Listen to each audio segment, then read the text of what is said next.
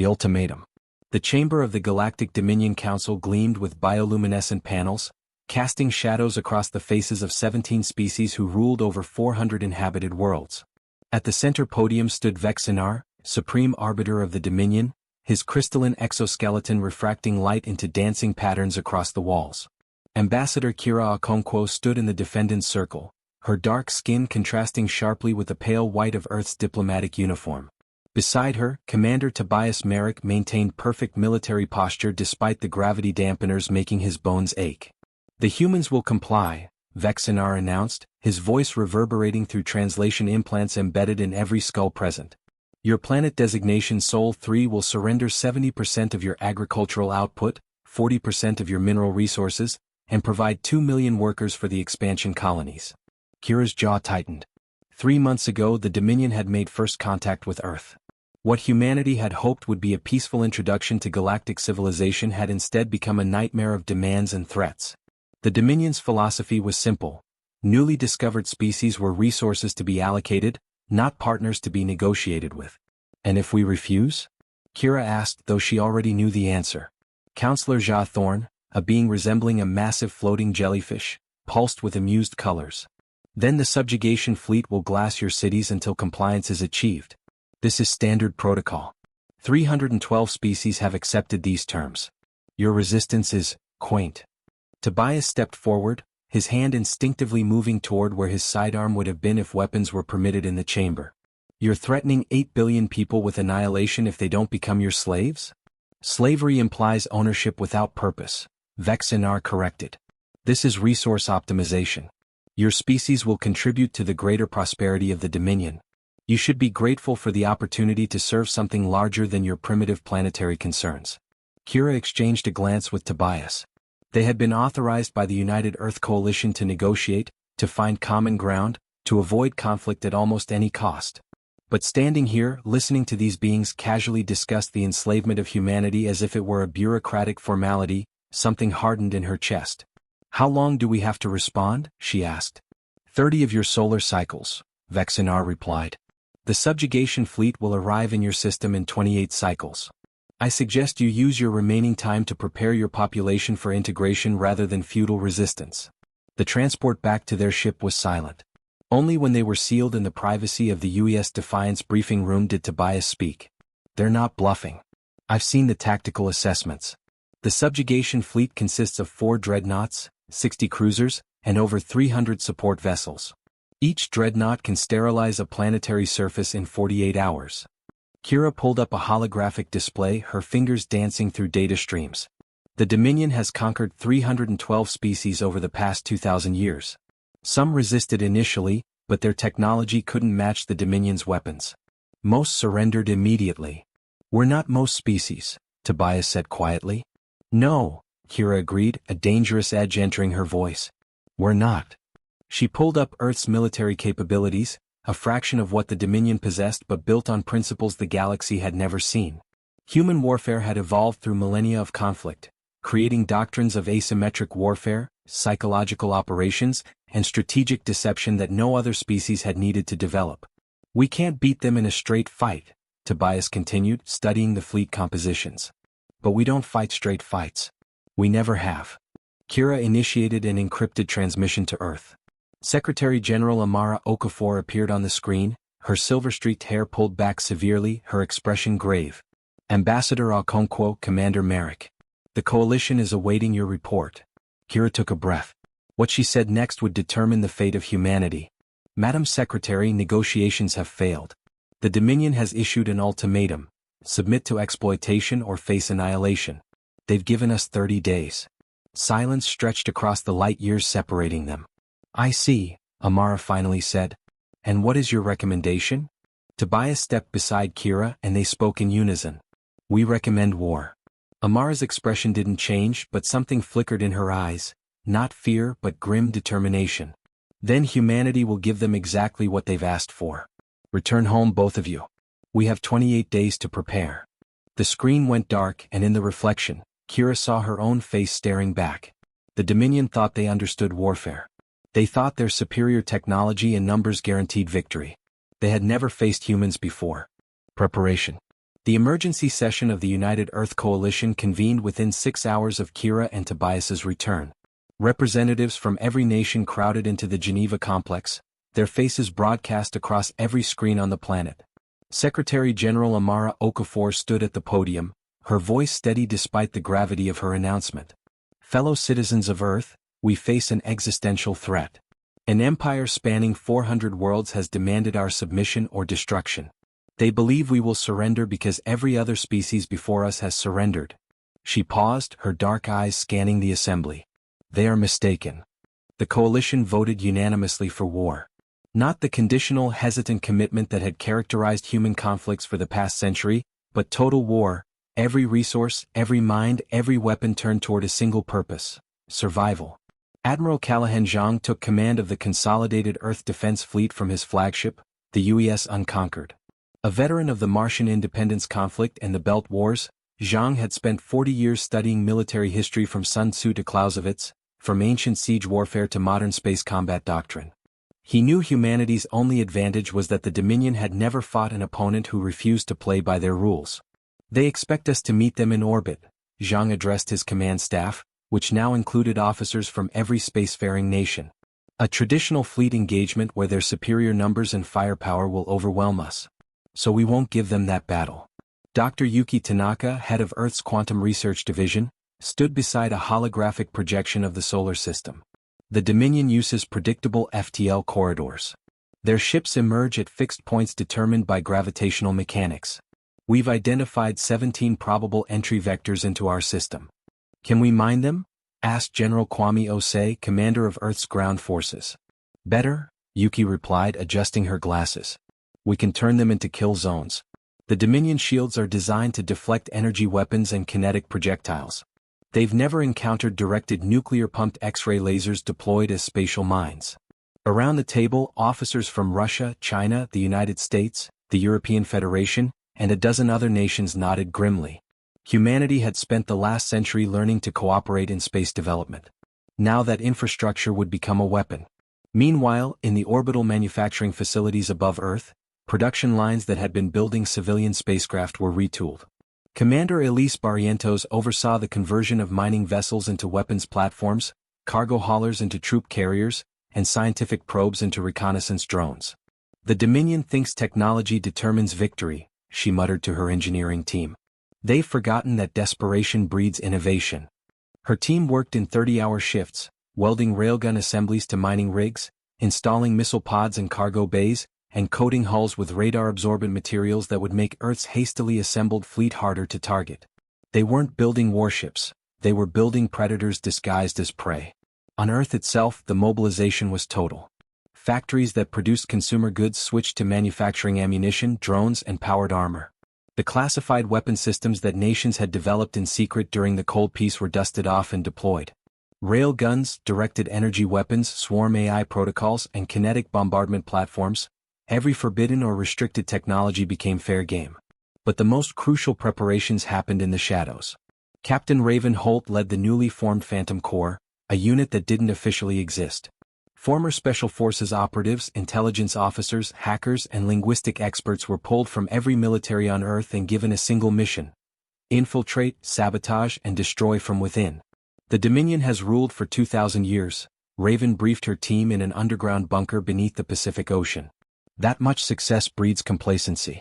Their security is designed to prevent rebellion from conquered species who've accepted their subjugation. It's not designed to stop infiltrators who look alien to them. She pulled up biological scans of Dominion species. We can't pass for most of them, but we don't need to. We need to be invisible. Dr. Park's team has developed nanotechnology that can alter our biosignatures enough to fool their sensors. We'll board their supply vessels during resupply operations, hide in their cargo, and deploy once the fleet engages. What's the mission once we're aboard? Asked Lieutenant Marcus Webb, a former SAS operative. Raven's smile was cold. We introduced them to a very human concept: terrorism.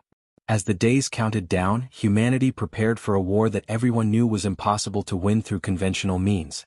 The Dominion had 400 worlds, thousands of ships, and technology refined over millennia. Earth had one planet, 200 hastily armed vessels, and 26 days until the enemy arrived. But Earth also had something the Dominion had forgotten existed. A species that had evolved through endless competition, that had turned warfare into an art form, that had never, in all their violent history, submitted to anyone without making them pay in blood. The Dominion was about to learn that humanity didn't need to win every battle. They just needed to make victory so costly that surrender became preferable. First contact. Day 0. The subjugation fleet emerged from FTL at the outer edge of the solar system, their arrival creating gravitational ripples that every sensor on Earth detected simultaneously. Admiral Zhang watched the display from the Bridge of the Unconquered, his expression carved from stone. 4 dreadnoughts, 61 cruisers, 318 support vessels, his tactical officer reported. Exactly as predicted. And they're exactly where we expected them, Zhang replied. Signal the fleet. Execute Protocol Masada. The Dominion Fleet Commander Shilvex settled into his command throne aboard the dreadnought Eternal Dominion, reviewing the tactical data on the primitive world ahead. This would be his 43rd subjugation mission, and like the previous 42, he expected complete compliance within 72 hours of demonstrating overwhelming force. Indigenous military assets detected, his sensor operator announced. 214 vessels of various classifications. Primitive fusion drives, basic kinetic and energy weapons. No exotic technology signatures. Shilvex's mandibles clicked in satisfaction. Standard suppression formation. Target their orbital infrastructure first. Once their industrial capacity is eliminated, they'll have no choice but to surrender. The Dominion fleet accelerated toward Earth, their shields glowing with charged particles, their weapons ports opening like the mouths of hungry predators. They had performed this dance countless times across countless worlds. Arrive, demonstrate superiority, accept surrender, and integrate the conquered species into the Dominion's economic machine. But as they crossed the orbit of Neptune, the first anomaly occurred. The human fleet didn't advance to meet them. Instead, they scattered, breaking formation and fleeing toward the inner system, their fusion drives burning at maximum output. They're running, the tactical officer reported, confusion evident in his translated voice. No defensive formation, no attempt to protect their homeworld. Shilvex frowned. This was unexpected but not unprecedented. Some species fled initially before realizing the futility of resistance. Pursue and destroy. Make an example of their cowardice. The Dominion fleet accelerated, their superior engines easily gaining on the fleeing human vessels. But as they reached the orbit of Uranus, the space around them suddenly exploded with radiation. Mines, someone screamed across the command channel. Nuclear mines in FTL transition zones. The weapons weren't conventional explosives. They were X-ray laser warheads, designed to pump enormous amounts of hard radiation into a focused beam at the moment of detonation. Dominion shields, calibrated for deflecting solid projectiles and continuous energy beams, were nearly transparent to the microsecond bursts of intense X-ray radiation. 15 cruisers vanished in the first wave, their crews vaporized before they could even register the attack. 20 more were crippled, their systems fried by electromagnetic pulses that followed the radiation. Evasive maneuvers. Shilvex roared, but the mines were everywhere, scattered across probable approach vectors like seeds waiting to bloom into death. Then the human fleet stopped running. The 200 vessels that had seemed to flee in panic suddenly reversed course, and Shilvex realized with dawning horror that they had never been fleeing at all. They had been leading the Dominion fleet into a trap. The human ships moved like nothing he'd ever seen, using short fusion burns to change vectors unpredictably, making them nearly impossible to target with the Dominion's long-range weapons. And when they attacked, they didn't use the expected energy weapons or missiles. They used rocks. Asteroids equipped with crude fusion drives and basic guidance systems, accelerated to a fraction of light speed and hurled at the Dominion fleet. The kinetic energy was astronomical and, more importantly, completely unpredictable. The Dominion's targeting computers, designed to track sophisticated missiles and energy beams, struggled to prioritize the incoming rocks.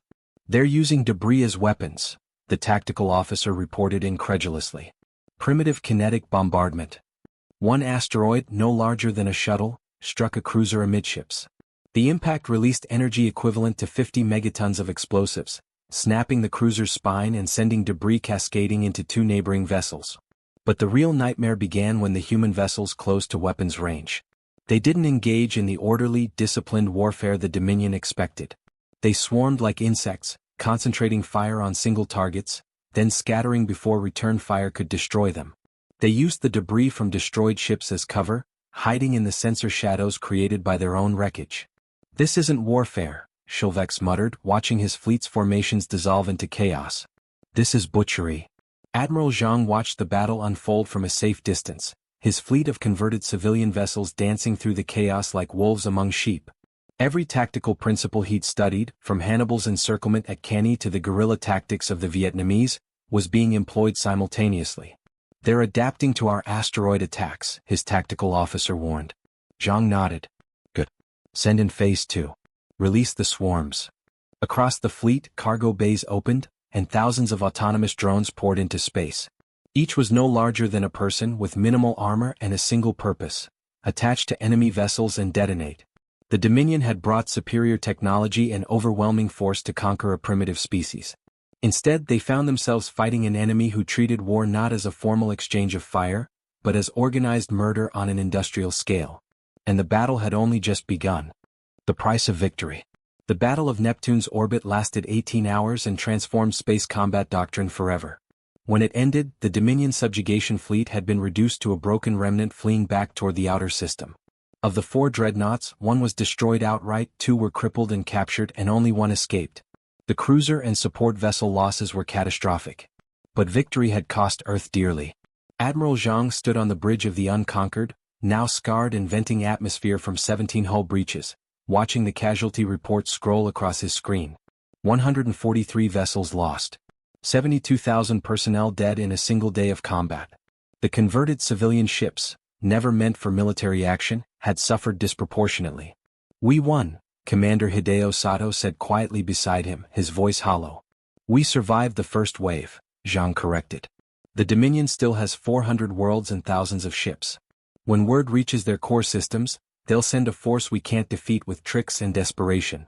On Earth, Secretary General Amara Okafor addressed a planet that was celebrating and mourning in equal measure. The victory proved humanity could fight the Dominion, but the cost had been staggering. Every nation had lost sons and daughters in the battle, and the debris field orbiting Neptune was a graveyard of dreams. "Today we proved that we will not submit," Amara declared, her voice broadcast to every device on Earth and throughout the solar system. "But this war has only begun. The enemy will return and they will be prepared for our tactics. We must be ready." The captured Dominion dreadnoughts provided an intelligence bonanza. Dr. Yuki Tanaka led the team that boarded the damaged vessels, carefully extracting data from their quantum computing cores before the self-destruct protocols could activate. What they found was both encouraging and terrifying. "The Dominion's technology is more advanced than ours, but not overwhelmingly so," Yuki reported to the Coalition War Council. "Their advantage comes from standardization and scale, not innovation. They haven't fought a peer opponent in over 1,000 years. Everything they build is designed to intimidate and suppress, not to engage in actual combat against an adaptive enemy." General Kwame Osei studied the captured ship schematics.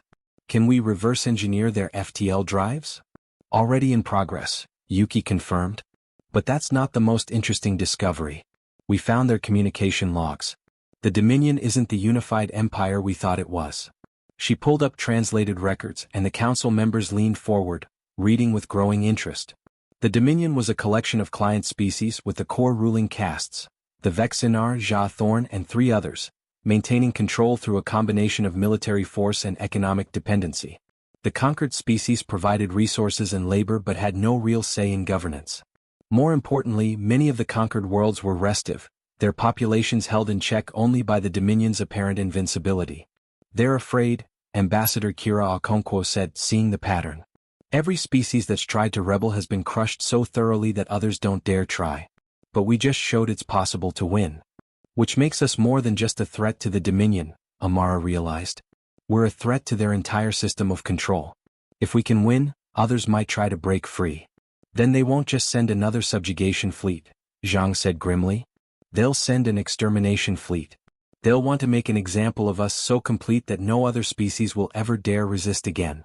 Meanwhile, in the shadows between Earth and Mars, Captain Raven Holt and her Phantom Corps prepared for their own mission.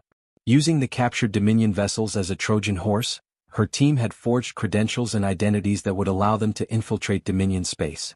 "Our mission is intelligence and sabotage," she briefed her operatives as they loaded into a captured cruiser that her team had renamed Prometheus. We need to find their weaknesses, their supply lines, their political fractures. And we need to make contact with any resistance movements within their empire.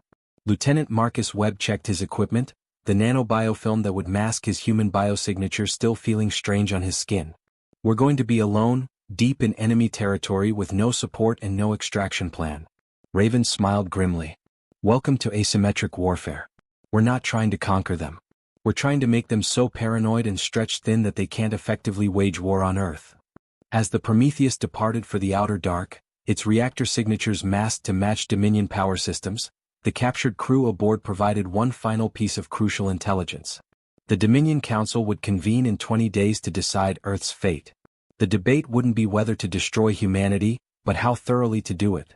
They're going to vote on genocide, Tobias Merrick said, reviewing the translated council protocols.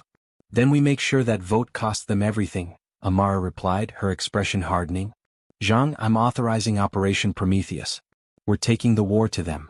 Earth had won the first battle by fighting dirty, by using every advantage of desperation and innovation against an enemy used to easy victories. But the war was far from over, and humanity was about to discover whether their capacity for violence could match their determination to survive. The Dominion had conquered 312 species. But they had never conquered humanity. And humanity was about to teach them why that distinction mattered. Into the dark. The Prometheus slipped through Dominion space like a shadow, its captured hull and forged credentials allowing it to pass through checkpoints that would have incinerated any obvious human vessel. Captain Raven Holt stood in the ship's operations center, watching her team work with the focused intensity of people who knew a single mistake would mean death. We're approaching the Kethros station, Lieutenant Marcus Webb reported from the navigation console. It's a major logistics hub serving 74 systems in this sector. Raven studied the station's layout on her display. Kethros was massive, a city-sized structure orbiting a neutron star, where thousands of Dominion vessels resupplied during their patrol routes. It was also, according to the data they'd extracted from captured computers, a crucial node in the Dominion supply network. How's your Vexinar accent? She asked Dr. Samir Bashir, their linguistics expert. Terrible, Samir admitted, his modified vocal cords producing the crystalline harmonics of the ruling caste's language. But the translator implants do most of the work. As long as no one looks too closely at our biosignatures, we should pass.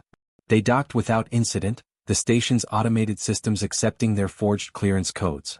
Raven and her team disembarked, wearing environmental suits that disguised their human forms and broadcast false biological data to any scanners. To casual observation, they appeared to be a mixed crew of Thorn and Krillnax, two common Dominion client species. The interior of Kethros Station was a revelation. Raven had expected a military fortress but found instead a bustling commercial hub where dozens of species mixed freely. Shops, markets, and entertainment districts sprawled across multiple levels. This wasn't an empire held together purely by fear, it was held together by economic dependence and the promise of stability. They're not monsters, Samir whispered through their encrypted comm channel. They're just people who've accepted the system. Which makes them complicit, Raven replied coldly. But she understood his point. The beings around them weren't cruel oppressors. They were accountants, merchants, engineers, and laborers who benefited from the Dominion's order and chose not to question it too deeply. Their mission was intelligence gathering, but opportunity appeared in an unexpected form.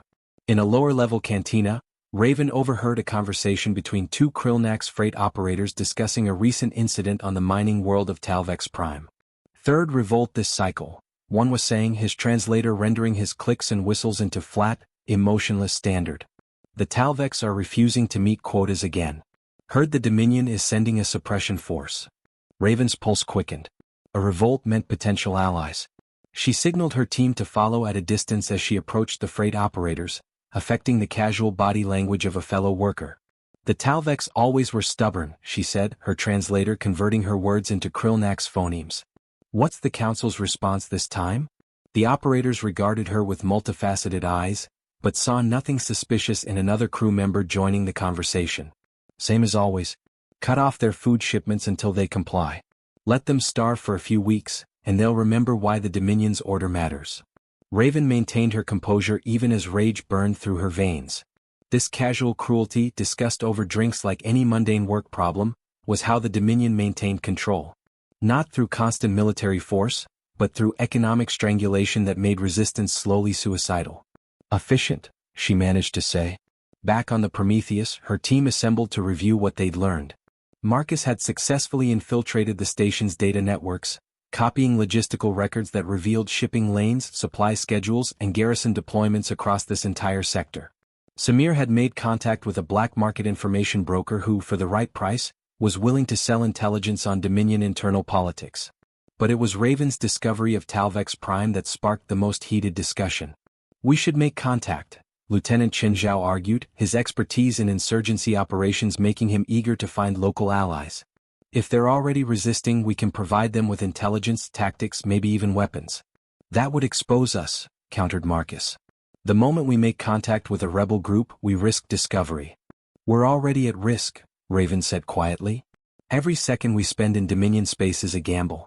But if we can turn one conquered species into active resistance, it multiplies our effectiveness exponentially." She pulled up a star chart showing the sector. Talvex Prime was only 6 days away by FTL. The planet was rich in rare earth elements, making it economically valuable to the Dominion but also giving its inhabitants leverage if they could be organized effectively. "We go to Talvex Prime," Raven decided. "But we don't just make contact with the resistance. We teach them how to win." Meanwhile, back in Sol System, Admiral Zhang was orchestrating his own operation. The captured Dominion dreadnoughts, now repaired and crewed by human personnel, were being deployed in a daring gambit. "The Dominion thinks these ships were destroyed," he explained to his command staff. "Which means we can use them to infiltrate their military networks. Every Dominion vessel has automated friend or foe identification. We're going to exploit that." Commander Elise Barrientos had overseen the installation of additional weapons and systems into the captured ships, turning them into technological chimeras, Dominion hulls with human innovations hidden beneath. Railguns disguised as standard plasma batteries, swarm drone launchers hidden in cargo bays, and most critically, quantum entanglement communicators that would allow real-time coordination with Earth. "We're creating a fifth column," Zhang continued. "These ships will rejoin Dominion fleets, appear to follow orders, and then, when the time is right, turn on their allies from within."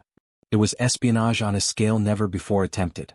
3 captured dreadnoughts, each crewed by volunteers who knew they might never see Earth again, prepared to infiltrate the Dominion's military structure. Captain Nyx Okafor, Amara's daughter and a tactical genius in her own right, commanded one of the dreadnoughts. As her ship, now designated Trojan Horse, prepared to depart, she recorded a message for her mother.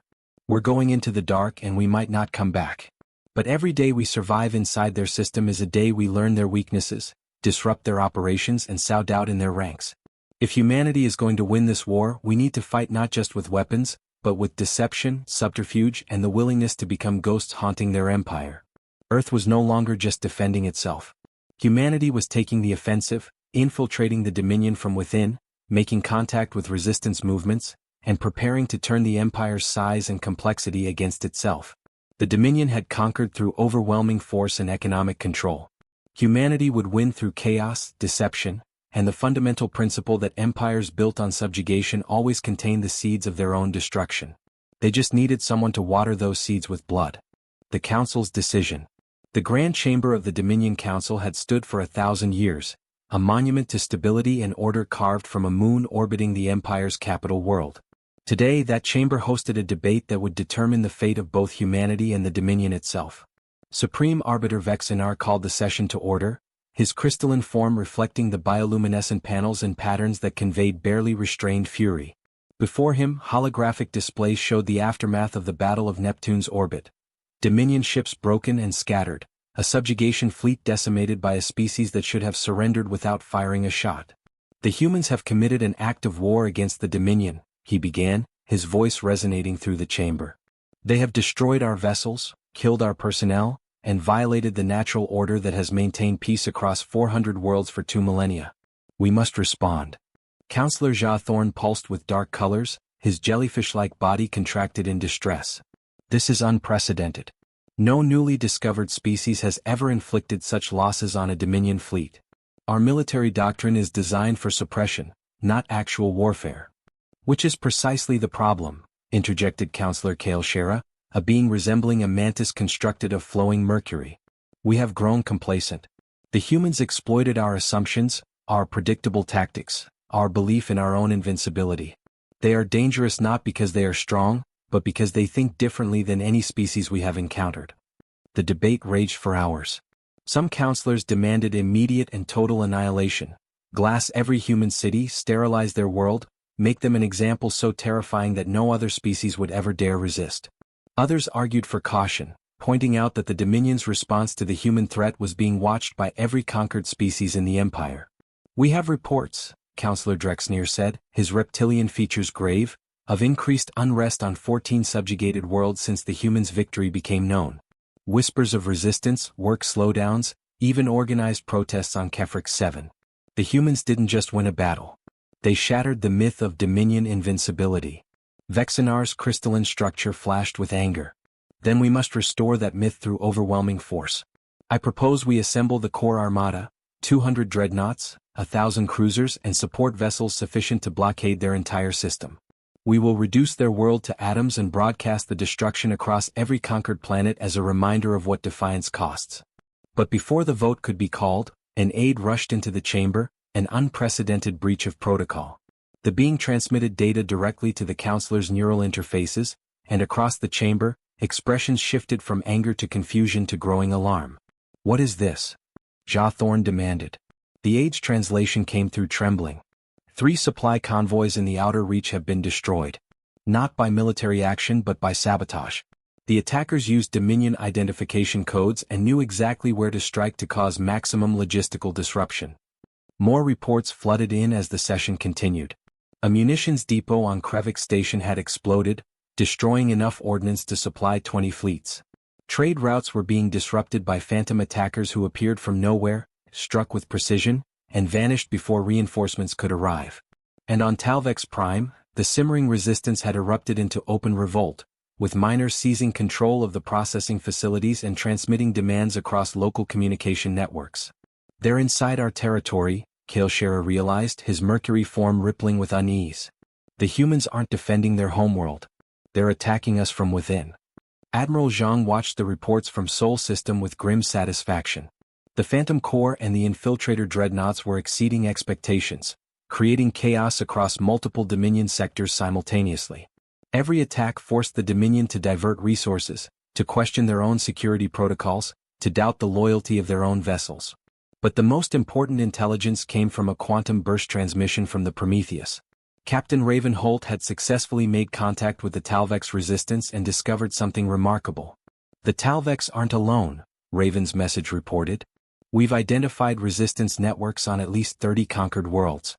They've been too scattered and afraid to act, but our presence has given them hope.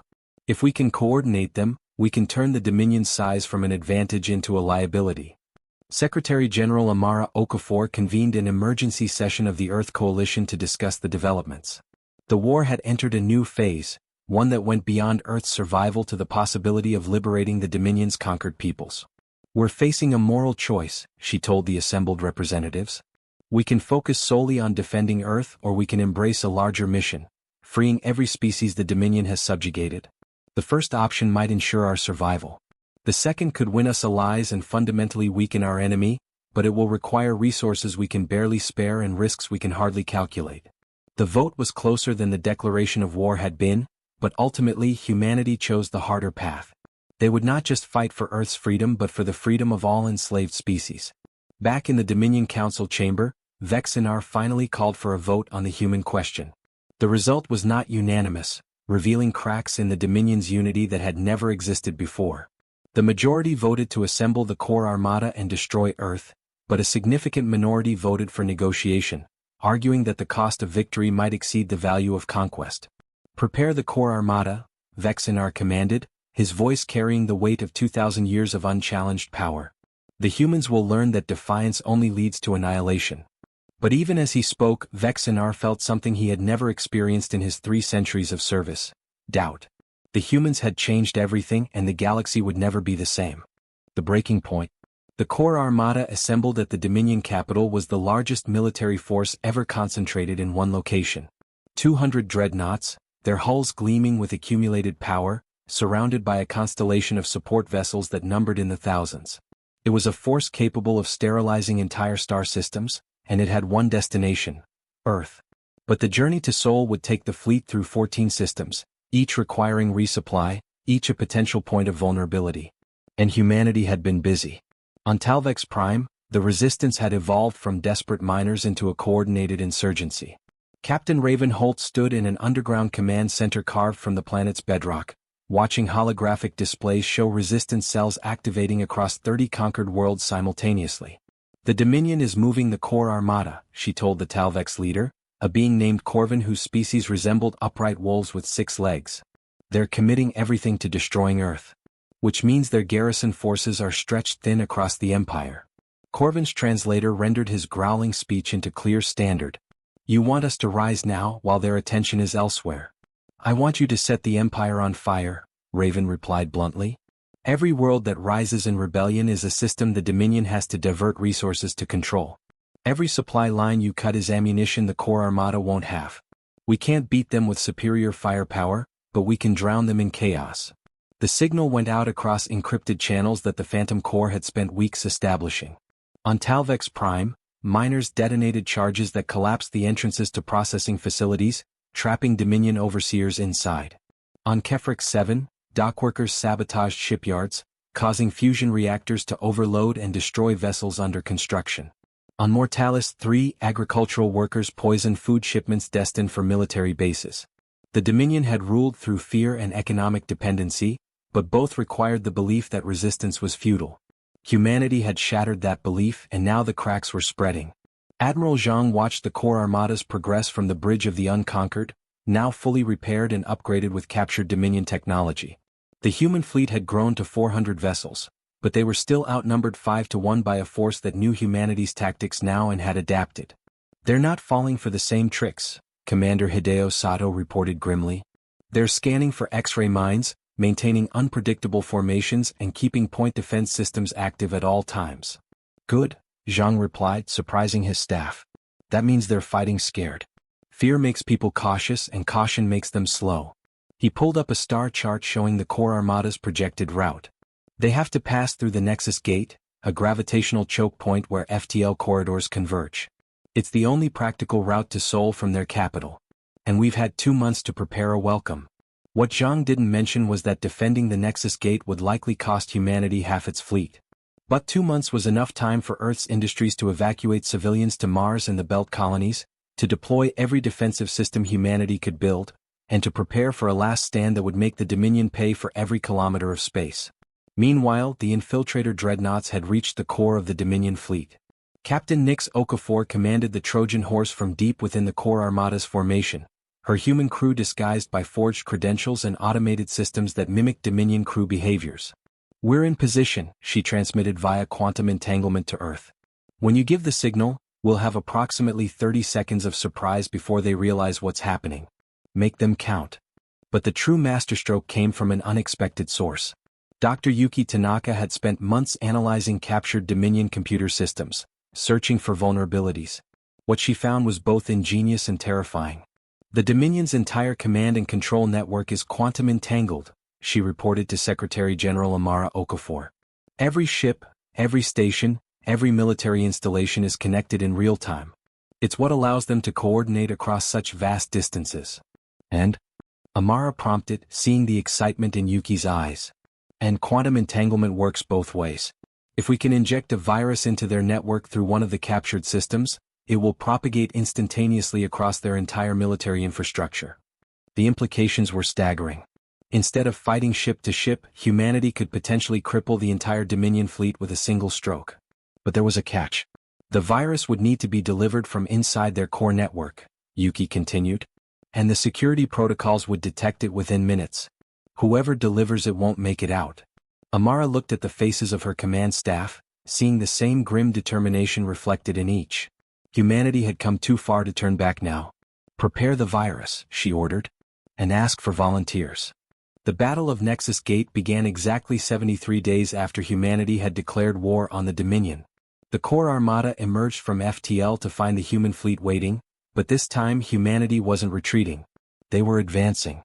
"All ships," Admiral Zhang broadcast across open channels, ensuring the Dominion could hear his words. "Today we prove that humanity bows to no one. For Earth, for freedom, and for every species the Dominion has enslaved, attack." The battle was unlike anything the galaxy had ever witnessed. Human vessels swarmed the massive Dominion formation, using their smaller size and maneuverability to devastating effect. The infiltrator dreadnoughts turned on their supposed allies, their weapons firing at point-blank range into ships that trusted them. And across 30 conquered worlds, resistance forces rose in coordinated rebellion, broadcasting messages of defiance across every frequency. The Dominion fleet fought with desperate fury, their superior weapons and shields taking a terrible toll on the human fleet. Vessels burned and died by the dozens, their crews sacrificing themselves to protect Earth. But for every human ship destroyed, they took 2 Dominion vessels with them. And then, deep within the chaos of battle, Captain Nyx Okafor executed her final mission. The Trojan Horse's computer core, infected with Dr. Tanaka's virus, connected directly to the Dominion's quantum communication network and uploaded its payload. Across the Empire, Dominion military systems began to fail. Weapons targeting became erratic, shields flickered, and most critically, the command and control network that had coordinated their forces for 2,000 years went dark.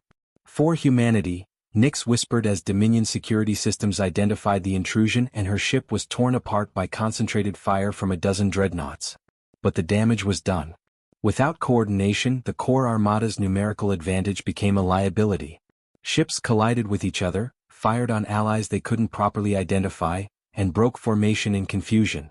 Admiral Zhang pressed the advantage ruthlessly, concentrating his remaining forces on isolated enemy vessels and destroying them before they could regroup. The battle raged for 16 hours. When it ended, the core armada had been shattered. Over half its dreadnoughts were destroyed or captured, and the remainder fled in disarray, their crews demoralized and terrified. Earth had won. But as Admiral Zhang surveyed the debris field containing thousands of human and Dominion dead, he felt no triumph. Humanity had proven it could defeat the Dominion, but the cost had been almost unbearable. Of the 400 ships Earth had fielded, fewer than 90 remained operational. On the Dominion capital, Supreme Arbiter Vexinar stood before the council chamber, no longer gleaming with confidence but dim with shock. The unthinkable had happened. The Dominion had been defeated not by superior technology or greater numbers, but by a species that refused to accept the natural order of things. The humans are transmitting, an aide reported. They're broadcasting across all Dominion frequencies. Secretary General Amara Okafor appeared on every screen throughout the Empire, her voice carrying the weight of humanity's sacrifice and determination. People of the Dominion, we did not seek this war. We wanted only to live in peace and determine our own future. But when faced with the choice between submission and extinction, we chose to fight. Today we proved that empires built on subjugation can be defeated by those with the courage to resist. To the conquered species of the Dominion, you are not alone. We stand with you and we will help you reclaim your freedom. To the rulers of the Dominion, your empire is finished. Not because we will destroy it, but because the species you've enslaved will tear it down themselves. And to all who would threaten humanity's freedom in the future, remember this day. Remember that we do not bow, we do not break, and we do not surrender. We are human and we are free. Across the Empire, on 30 worlds where resistance had taken root, the conquered species heard those words and rose. Not all at once and not without terrible cost, but the fire had been lit and could not be extinguished.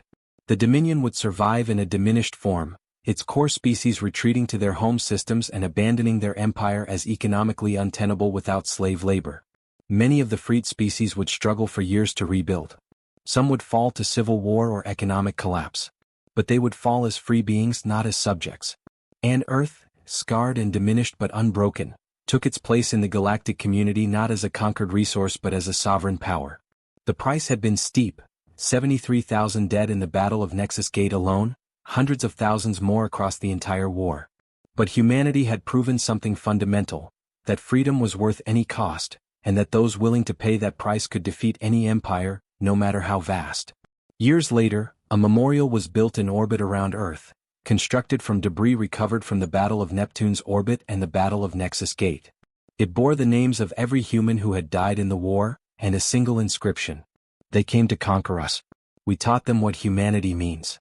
The Dominion had thought they would add humanity to their list of conquered species. Instead, they became a cautionary tale whispered across the galaxy. Never threaten those who have nothing left to lose and everything to fight for. Because humans, history had proven, were very good at making impossible choices and paying unbearable costs for things they believed in. And they believed in freedom above all else.